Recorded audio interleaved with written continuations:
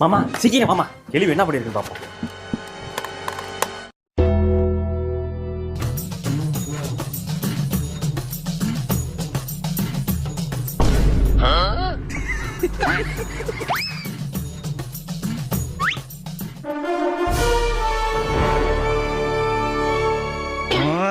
அவன் ஆறான் பத்துக்கு பத்து டக்குன்னு பார்த்தான் அவதிச்சிருக்கேன். ஆறான் பத்துக்கு பத்து டக்குன்னு பார்த்தான் அவதிச்சு.